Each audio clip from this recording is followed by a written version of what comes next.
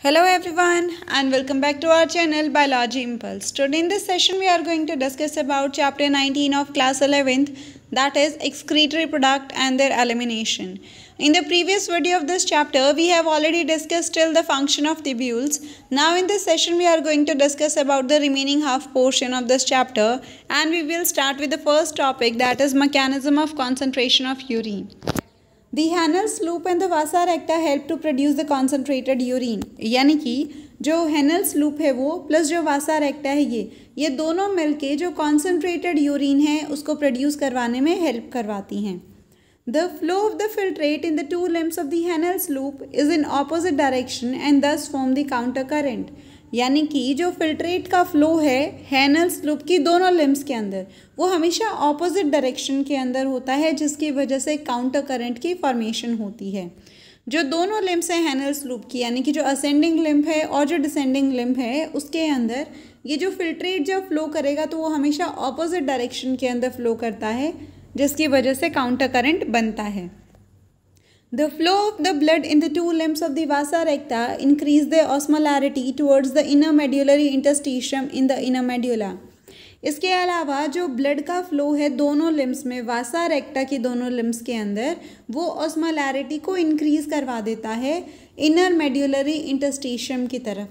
और ये जो इनर मेड्यूलरी इंटरस्टिशियम है ये इनर मेड्यूला के अंदर प्रेजेंट होता है. अब ये जो मूवमेंट होता है ये मूवमेंट होता है कॉन्सेंट्रेशन ग्रेडियंट की फॉर्मेशन की मदद से. और ये जो ग्रेडियंट कॉज हुआ है या जो ग्रेडियंट बना है ये बना है NaCl और यूरिया की वजह से. अब किस तरीके से NaCl का मूवमेंट होता है या फिर यूरिया का मूवमेंट होता है वो अब हम देखते हैं. The NaCl is transported by the ascending limb of the Henel's loop which is exchanged with the descending limb of the vasa recta. यानी कि जो NaCl है वो ट्रांसपोर्ट किया जाएगा हेनल्स लूप की असेंडिंग लिम्फ के द्वारा और फिर आगे एक्सचेंज हो जाएगा वासा रेक्टा की डिसेंडिंग लिम्फ के साथ. और फिर जो NaCl है ये वापस आ जाएगा इंटरस्टिशियम के अंदर जो वासा रेक्टा की असेंडिंग लिम्फ है उसके थ्रू होते हुए. जब स्टार्टिंग में ये ट्रांसपोर्ट हुआ था तो हेनल्स लूप की असेंडिंग लिम्फ के थ्रू ट्रांसपोर्ट हुआ था, बाद में इसका एक्सचेंज हुआ था डिसेंडिंग लिम्फ के साथ जो कि वासा रेक्टा की लिम्फ थी. अब ये जो NaCl है ये वापस इंटरस्टिशियम में आएगा असेंडिंग पोर्शन की मदद से वासा रेक्टा के.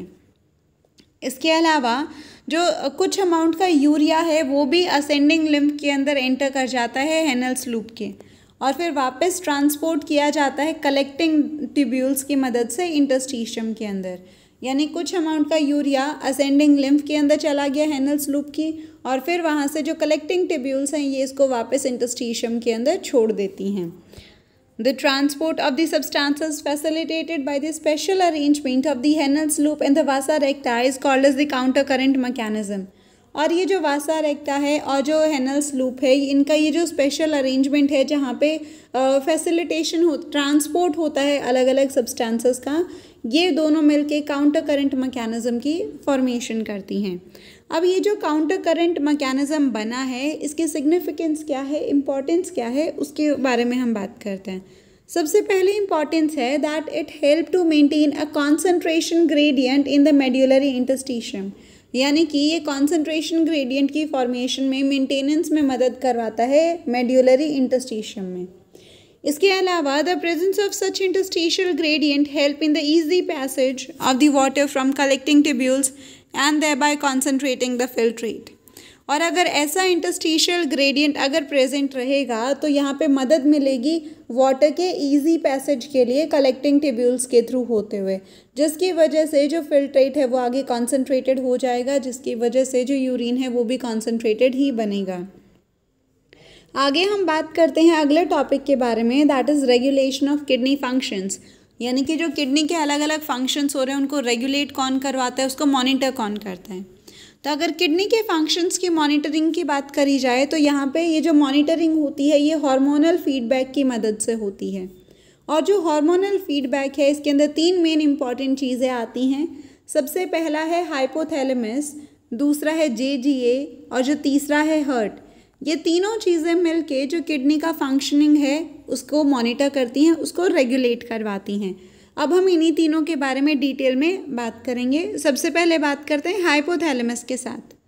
तो अगर ब्लड वॉल्यूम के अंदर या फिर बॉडी फ्लूइड वॉल्यूम या फिर आयोनिक कॉन्सेंट्रेशन के अंदर अगर चेंज आता है तो उसकी वजह से जो ऑस्मोरिसेप्टर्स हैं वो एक्टिवेट हो जाती हैं। जैसे ही ऑस्मोरिसेप्टर्स एक्टिवेट हो जाते हैं तो ये क्या करते हैं, हाइपोथैलेमस को स्टिम्युलेट करते हैं, हाइपोथैलेमस के पास सिग्नल भेजते हैं और फिर हाइपोथैलेमस से एक हार्मोन रिलीज होता है जिसका नाम है एंटी डायूरेटिक हार्मोन, जिसको वैसोप्रेसिन भी बोला जाता है। अब ये जो ADH या फिर जो वैसोप्रेसिन हार्मोन है ये आगे फैसिलिटेट करवाता है वाटर के रीअब्जॉर्प्शन को। जो टिब्यूल के लेटर पार्ट हैं उनसे वाटर के रीअब्जॉर्प्शन को ये फैसिलिटेट करवाता है, जिसकी वजह से जो डाययूरेसिस वाली कंडीशन है उसको प्रिवेंट किया जा सकता है, उसको रोका जा सकता है।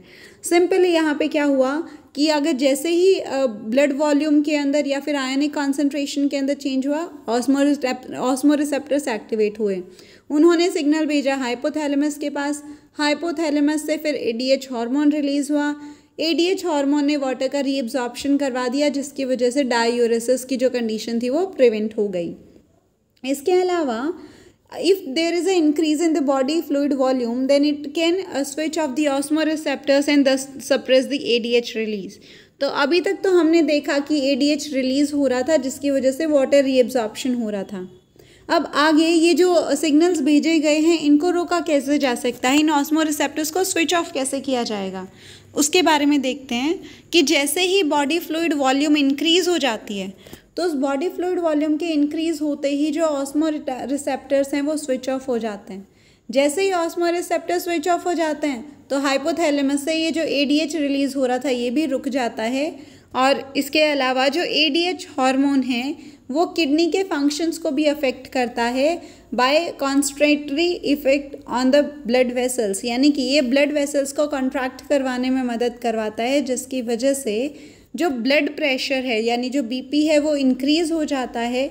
जैसे ही ब्लड प्रेशर इंक्रीज़ होता है उसकी वजह से जो ग्लोमेरुलर ब्लड फ्लो है वो भी इंक्रीज़ हो जाता है, और अगर ग्लोमेरुलर ब्लड फ्लो इंक्रीज़ होगा तो उसकी वजह से जो GFR है यानी जो ग्लोमेरुलर फिल्ट्रेशन रेट है वो भी अल्टीमेटली इंक्रीज़ हो जाती है। यानी कि जो वैसोप्रेसिन या फिर जो ADH हार्मोन है उसने दो मेन फंक्शन किए। सबसे पहला फंक्शन ये हुआ कि इसने डाययूरेसिस वाली जो कंडीशन थी उसको प्रिवेंट किया।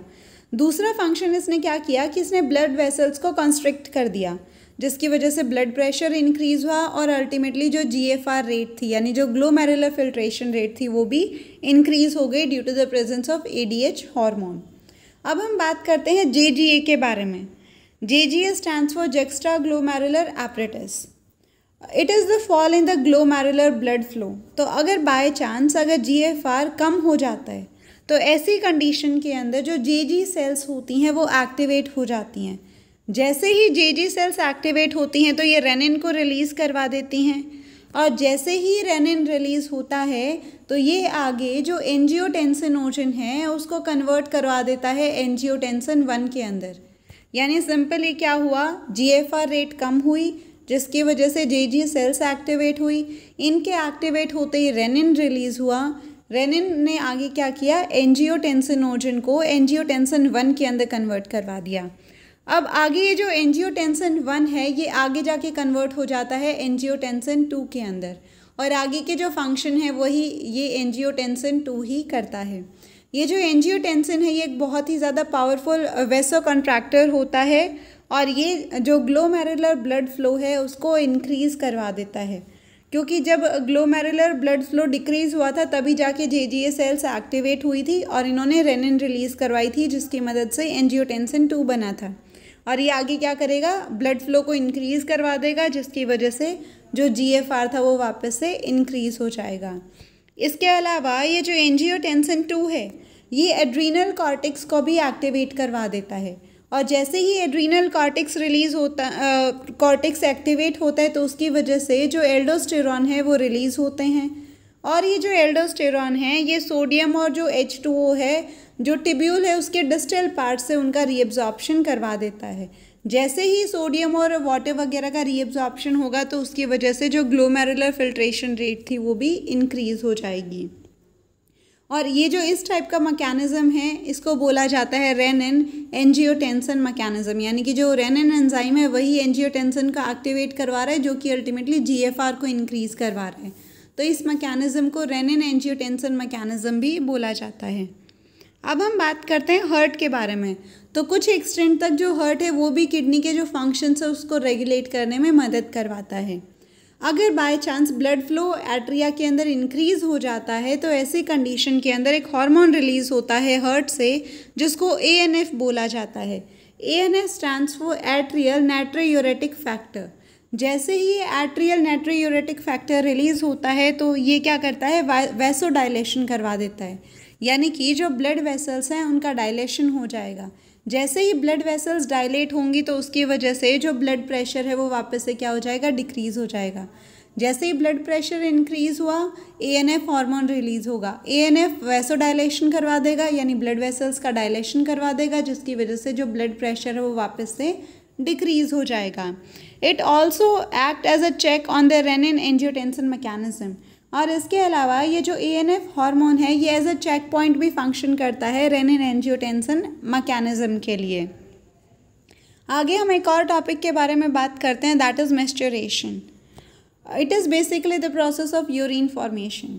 जो यूरिन है हम ऑलरेडी डिस्कशन कर चुके हैं पहले वाले सेशन के अंदर भी कि जो यूरिन है वो नेफ्रॉन के अंदर फॉर्म होता है और आगे इसको कैरी किया जाता है यूरिनरी ब्लैडर तक, और फिर ये जो यूरिन फॉर्म हुआ है वो यूरिनरी ब्लैडर के अंदर अगले सिग्नल मिलने तक टेम्पररी वहीं पे स्टोर रहता है। जो इसको आगे वॉलेंट्री सिग्नल्स मिलते हैं वो मिलते हैं सेंट्रल नर्वस सिस्टम यानी CNS से। अब किस तरीके से इसके पास सिग्नल मिलते हैं इसको CNS से, उसके बारे में बात करते हैं कि सबसे पहले जैसे ही यूरिनरी ब्लैडर के अंदर यूरिन का अमाउंट ज़्यादा हो जाता है तो जो यूरिनरी ब्लैडर की वॉल्स हैं वो स्ट्रेच होती हैं। जैसे ही यूरिनरी ब्लैडर की वॉल स्ट्रेच होंगी तो उसकी वजह से जो सिग्नल है वो इनिशिएट होते हैं। तो जो स्ट्रेच रिसेप्टर्स मौजूद हैं यूरिनरी ब्लैडर की वॉल के ऊपर, ये सिग्नल भेज देते हैं सेंट्रल नर्वस सिस्टम के पास। फिर ये जो सेंट्रल नर्वस सिस्टम है ये आगे मोटर मैसेज को पास करता है और जो मैसेज होता है उसके अंदर बेसिकली यही होता है कि जो स्मूथ मसल्स हैं आगे वो इनिशिएट हो जाएगा उनके अंदर कॉन्ट्रैक्शन, यानी कि जो स्मूथ मसल्स हैं वो कॉन्ट्रैक्ट होना शुरू हो जाएंगी, जिसकी वजह से जो यूरिन है वो रिलीज आउट हो जाएगा। So therefore the process of the release of urine is called as micturition and the neural mechanism causing it is called as the micturition reflex। यानी कि जो यूरिन रिलीज का जो प्रोसीजर है उसको बोला जाता है micturition और जो न्यूरल मैकेनिज्म जो कि इसको कॉज करता है उसको बोला जाता है micturition reflex। The presence of glucose and the ketone bodies ketonuria in the urine are the indicative of diabetic mellitus। वहीं अगर यूरिन के अंदर ग्लूकोज का अमाउंट और कीटोन बॉडीज़ की अगर फॉर्मेशन हो रही है तो ये इंडिकेटिव है एक बीमारी के लिए जिसका नाम है diabetic mellitus. The next topic is the role of other organs in excretion, यानी कि किडनी के अलावा और कौन से ऐसे ऑर्गन्स हैं जो कि एक्सक्रीशन में मदद करवाते हैं वेस्ट प्रोडक्ट की। तो यहाँ पे हम 3 अलग अलग ऑर्गन्स के बारे में बात करेंगे। The first one is lung, the second one is liver and the last one is skin. अगर हम लंग्स की बात करें तो हम already chapter 17 that is breathing and exchange of gases के अंदर लंग्स के बारे में बात कर चुके हैं कि जो लंग्स हैं वो रेस्पिरेशन का जो वेस्ट प्रोडक्ट है यानी जो CO2 है, कार्बन डाइऑक्साइड जो फॉर्म हुई है रेस्पिरेशन के दौरान, उसको बॉडी से रिमूव आउट करवाने में मदद करवाता है। वहीं अगर हम लिवर की बात करें तो it secretes the bile containing substances which are passed out along with the digestive waste, यानी कि जो लिवर है ये कुछ बाइल कंटेनिंग सब्सटेंसेस को रिलीज़ आउट करता है जो कि जो डाइजेस्टिव वेस्ट प्रोडक्ट हैं उनके साथ बॉडी से बाहर रिलीज़ आउट हो जाते हैं। वहीं अगर हम स्किन की बात करें तो यहाँ पे हम 2 अलग अलग ग्लैंड्स के बारे में बात करने वाले हैं। The first one is sweat gland and the second one is sebaceous gland. अगर हम स्वेट ग्लैंड की बात करते हैं तो ये स्वेट को रिलीज़ आउट करते हैं जो कि फ्लूइड फॉर्म में होता है, और जब स्वेट रिलीज़ होता है तो उसके साथ साथ कुछ अमाउंट का NaCl, थोड़े बहुत अमाउंट का यूरिया और जो लैक्टिक एसिड है वो भी स्वेट के साथ बॉडी से एक्सक्रीट आउट हो जाता है। वहीं अगर हम सेबेशियस ग्लैंड की बात करें तो यहाँ से जब सीबम रिलीज़ होता है तो उस सीबम के साथ में कुछ जो सब्सटेंसेस हैं जैसे कि स्टीरॉल्स हैं, हाइड्रोकार्बन्स हैं या फिर जो वैक्स हैं वो सीबम के साथ साथ बॉडी से एलिमिनेट हो जाते हैं, यानी कि एक्सक्रीट आउट हो जाते हैं। अब जो लास्ट टॉपिक है that is disorders of excretory system, उनके बारे में हम बात करते हैं। The first condition is uraemia. The malfunctioning of the kidney can leads to the accumulation of the urea in the blood. यानी कि अगर किडनी के अंदर कोई माल फंक्शनिंग होती है, यानी कि उसके काम करने में अगर कोई प्रॉब्लम आ जाती है नॉर्मल फंक्शनिंग में, तो उसकी वजह से जो ब्लड है उसके अंदर यूरिया अक्यूमुलेट होने लगता है, यानी कि यूरिया इकट्ठा होने लग जाता है ब्लड के अंदर। इसी कंडीशन को बोला जाता है यूरेमिया। अब ये जो यूरेमिया वाली कंडीशन है इसको ट्रीट किया जा सकता है हेमियोडायलिसिस की मदद से। जो हेमियोडायलिसिस होता है इसको आर्टिफिशियल किडनी भी बोला जाता है। आगे देखते हैं कि किस तरीके से जो हेमियोडायलिसिस है ये फंक्शन करता है। जो ब्लड होता है कन्वीनियंट आर्टरी का, उसको ड्रेन कर दिया जाता है डायलाइजिंग यूनिट के अंदर। लेकिन जब इसको डायलाइजिंग यूनिट के अंदर पंप किया जाता है तो इसके लिए सबसे पहले जो हेपरिन है, जो कि एक तरीके का एंटीकोगुलेंट है, उसको ऐड यहाँ पे किया जाता है। अब जब हमने ब्लड को आर्टरी से डायलाइजिंग यूनिट के अंदर डाल दिया है तो इस डायलाइजिंग यूनिट के पास एक सेलोफोन होता है, सेलोफोन ट्यूब होती है, जिसके आसपास डायलाइजिंग फ्लूइड प्रेजेंट होता है। ये जो डायलाइजिंग फ्लूइड होता है इसके अंदर हमारा जो प्लाज्मा होता है बिल्कुल उसके जैसा ही सेम कंपोजिशन प्रेजेंट होता है, लेकिन इसके पास नाइट्रोजनस वेस्ट नहीं होते हैं इस डायलाइजिंग फ्लूइड के अंदर। तो जैसे ही ये नाइट्रोजनस वेस्ट हमारे डायलाइजिंग फ्लूइड के अंदर नहीं है, तो ऐसे कंडीशन के अंदर ये जो बाकी के सब्सटेंसेस वगैरह हैं जैसे कि यूरिया वगैरह है, ये बहुत इजीली जो ब्लड है उसे फ्रीली मूव आउट कर जाते हैं और जो ब्लड है वो क्लियरिफाई हो जाता है, बिल्कुल प्योरीफाइड हो जाता है। उसके बाद ये जो क्लियर्ड ब्लड है इसको वापस से वेन्स के अंदर पंप कर दिया जाता है एंटी हेपरिन ऐड करने के बाद में। एक और डिसऑर्डर के बारे में बात करते हैं, दैट इज़ किडनी फेलियर। जो किडनी फेलियर है उसको रेनल फेलियर भी बोलते हैं। ऐसी कंडीशन का सिर्फ एक ही ट्रीटमेंट है, that is kidney transplant. Kidney transplant के अंदर हम किसी भी जो डोनर इंडिविजुअल है उसकी फंक्शनल किडनी को इस्तेमाल करते हैं इन्फेक्टेड पर्सन या फिर जो पेशेंट है उसकी बॉडी के अंदर ट्रांसफ़र करने के लिए। इसके अलावा जो थर्ड डिसऑर्डर है that is renal calculi. The stone और the insoluble masses of the crystalline salt formed within the kidney. यानी कि किडनी के अंदर या तो स्टोन या फिर जो कुछ क्रिस्टलाइन अलग अलग सॉल्ट का जो इनसॉल्युबल मास है वो फॉर्म हो जाता है किडनी के अंदर, और इसी को रेनल कैल्कुलाई भी बोला जाता है। And the last one is glomerular nephritis. यहाँ पे जो किडनी के अंदर ग्लोमेरुलस वाला पार्ट होता है वो इन्फ्लामेट हो जाता है, उसके अंदर इन्फ्लामेशन हो जाती है, और ऐसी कंडीशन को ही ग्लोमेरुलर नेफ्रिटिस बोला जाता है।